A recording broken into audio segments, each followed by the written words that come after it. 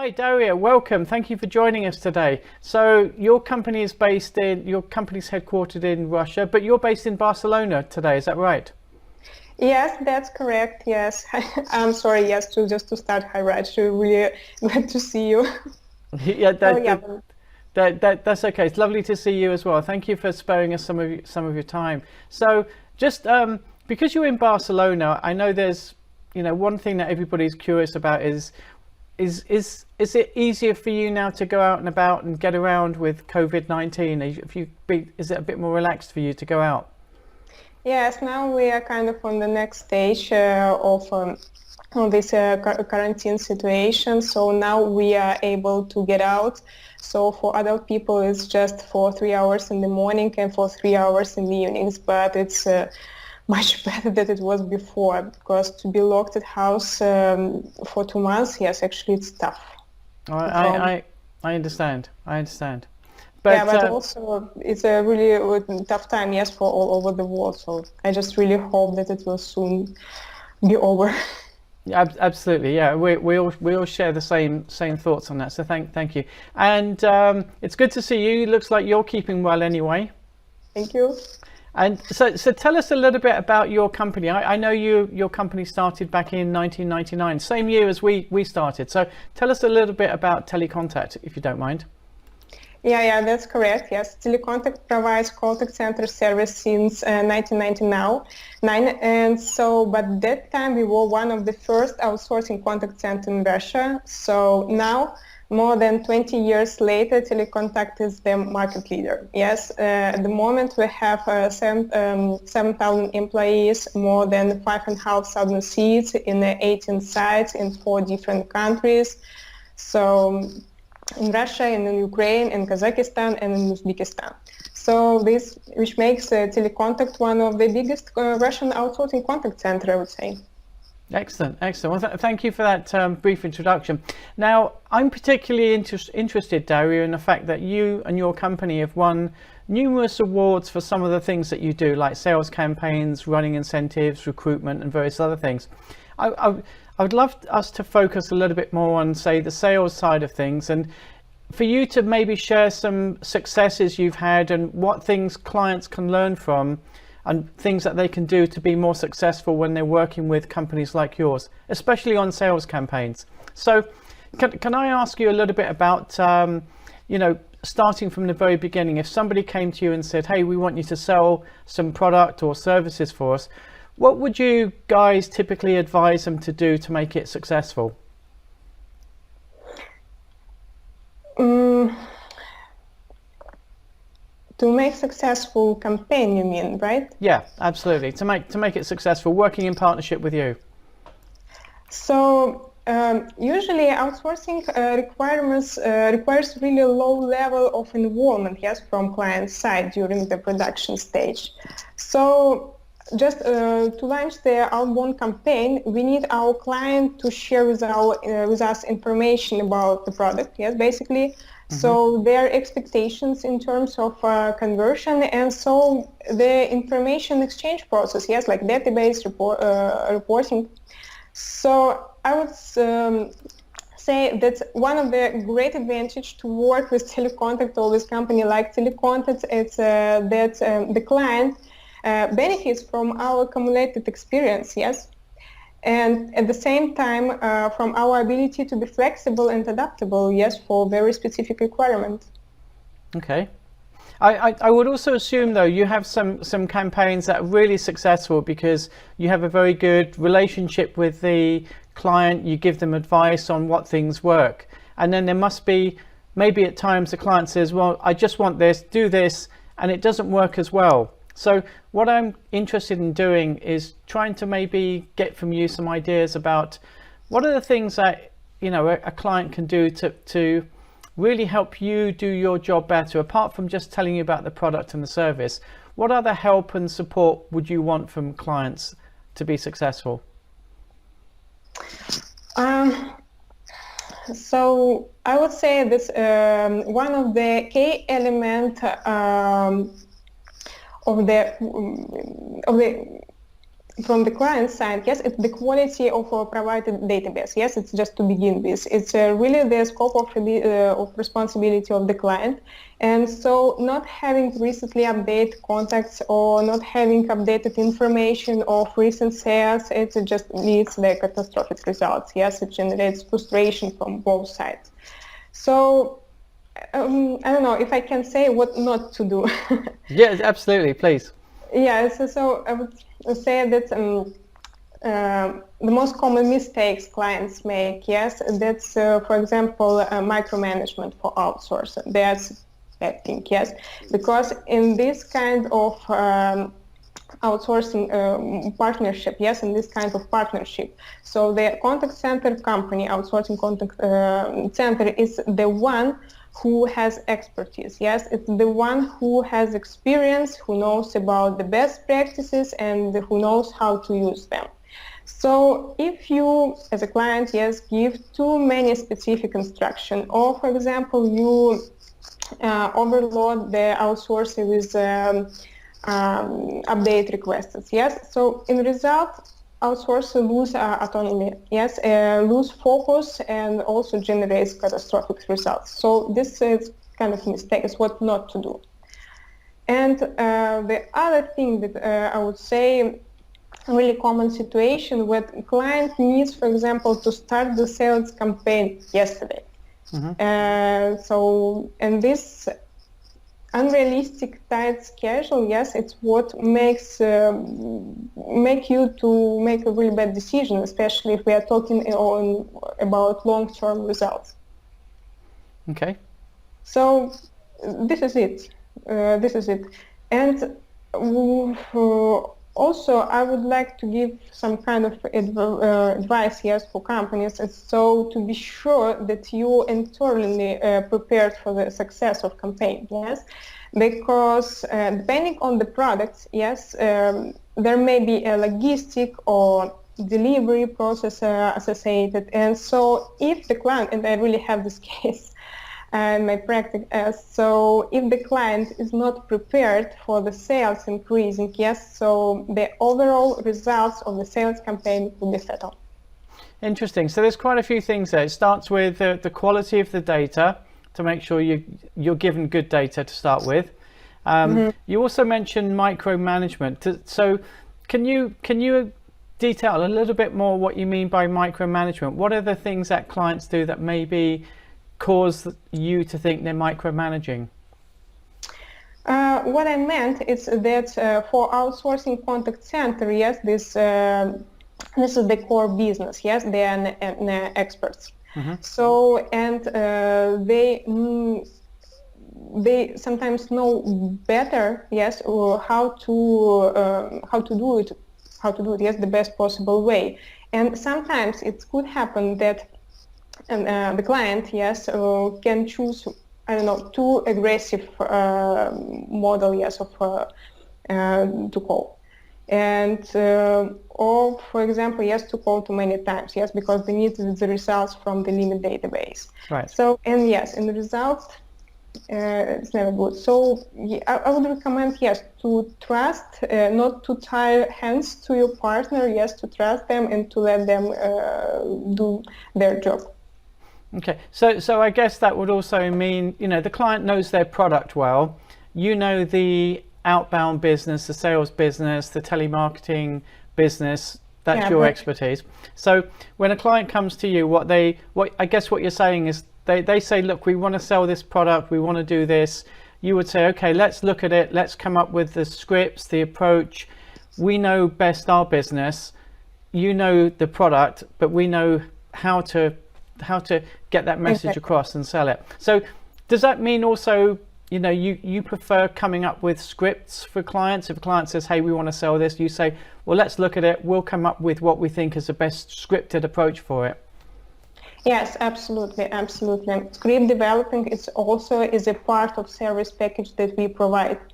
And if we are talking about sales, yes, so the telesales script, it's not just a conversation scenario. Yes, it's a fully functional sales environment that includes interactive product range lists, order filling tools, upsell hints, yes, objection handling arguments, yes, to help the agent, and so on and so forth.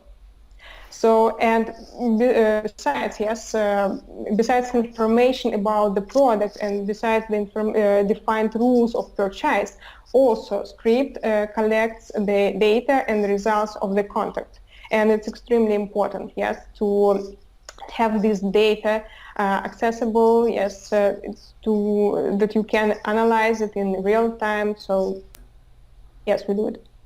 Excellent. And then you also mentioned the other side of it as well, which is, you know, clients should be prepared to handle sales, because I guess one of the challenges is when you're working in an agency like yours, you do everything you're asked to do and more, and then you give it back to the client, and then somewhere in that process they lose that sale because they're not prepared to you know, take care of exactly.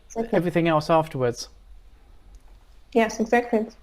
That's what could happen.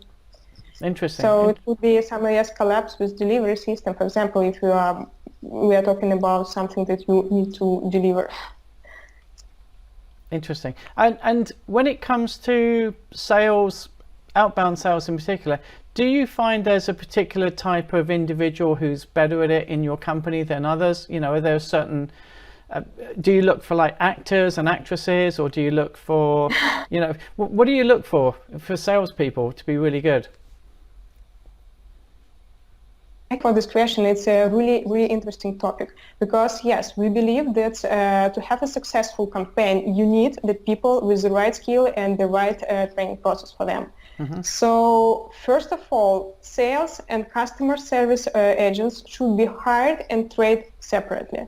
Okay. So, for example, we use a case interview, and not even to verify sales skill, yes?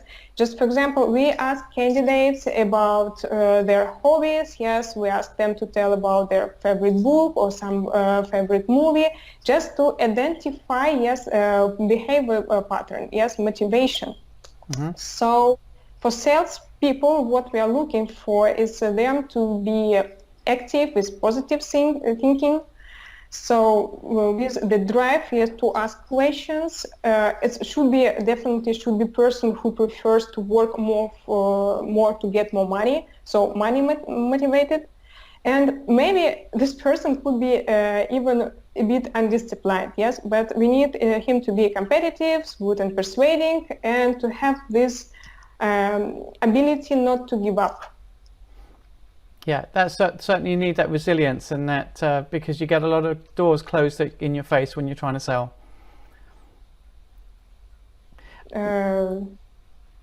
Yeah. So what about also, you know, incentivizing people? Because you mentioned money, you've got to be motivated by money. Yeah. What other things have worked for you when you're working with clients? You know, in terms of programs, what are good incentives for staff?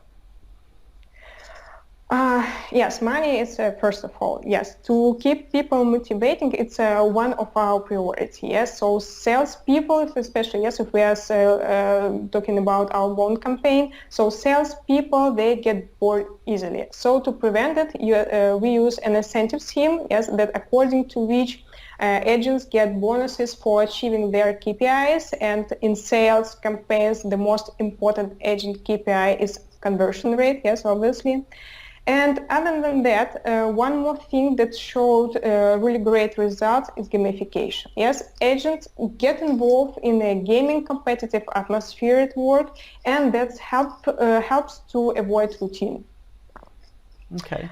And also, it's not always possible, but also I would recommend, yes, to have a sales coach who develops the sales agent skills, because creating a true sales atmosphere in the room, increasing the sales agent efficiency and satisfaction with their job. So in the result, we have less attrition and better results. Okay, so talking about incentives as well, just one interesting thought I have is, if you're working with an agency like yourself and you're doing sales for that company, should it be down to the client to actually work with you on an incentive plan, or should a client just say, look, you know what's best for you guys, you take care of it, I'll just pay you a regular fee for the service. What's the sort of balance?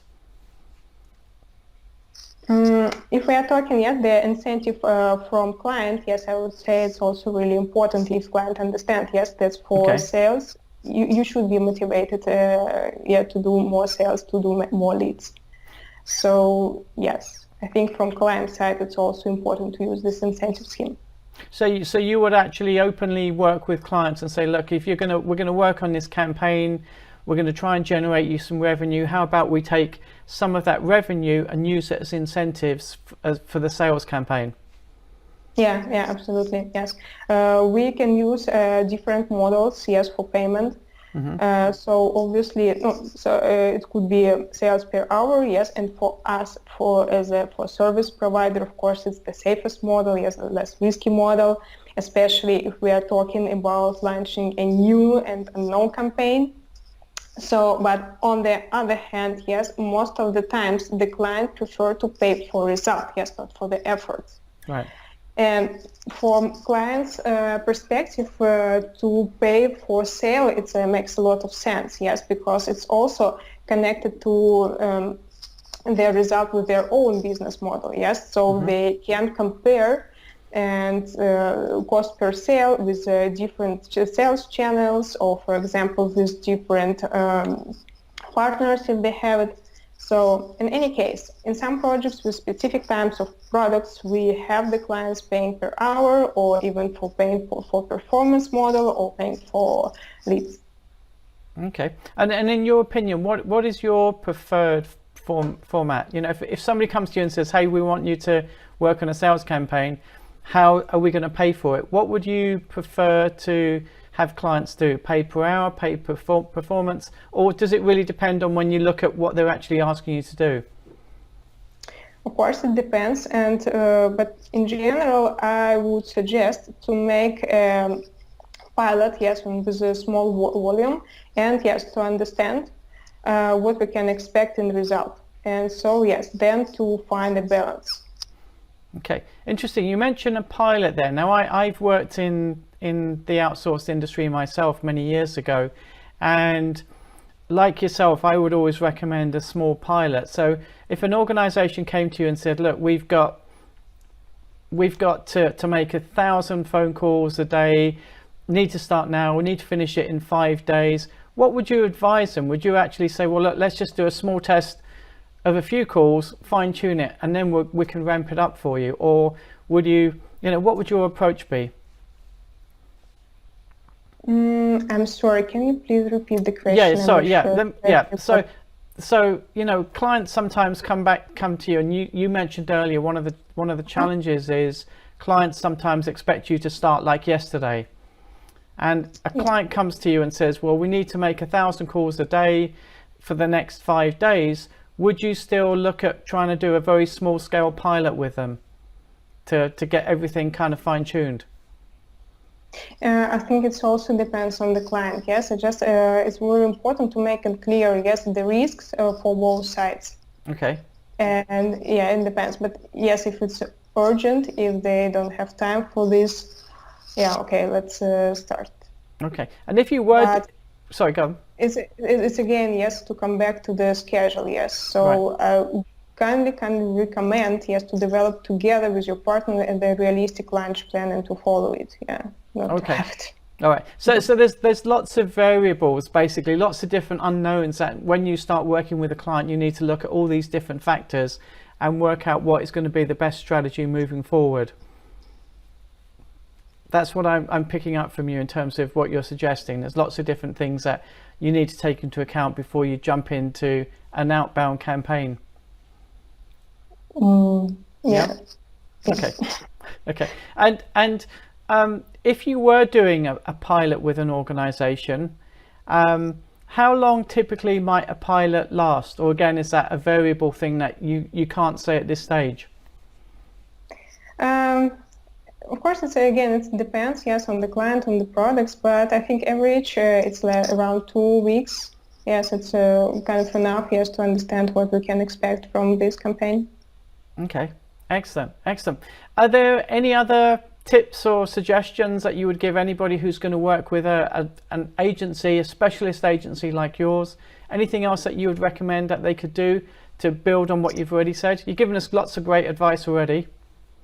What else could advise? If you are looking for working, yes, with a outsourcing company, so I would recommend you first of all to make a list of your specific requirements, yes, according to your specific internal politics, your goals, and your budget, yes, basically.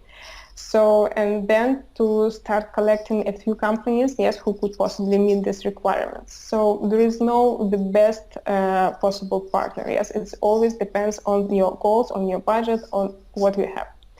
So then also take the time to visit the short list companies, and so let them show you what they have now, yes, what is their existing sales operation, and probably ask them if it's possible to talk with your possible future team, yes, with operational manager, team leader, so just to understand their operational sales campaign approach.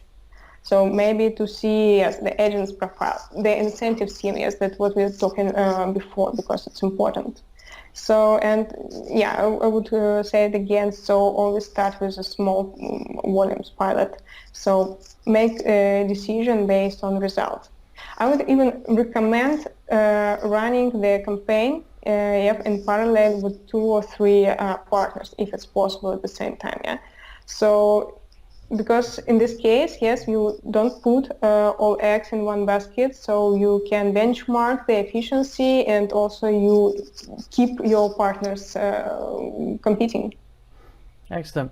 Hey, Daria, they're all excellent tips and advice, and thank you very much for your time. It's been a pleasure talking with you today.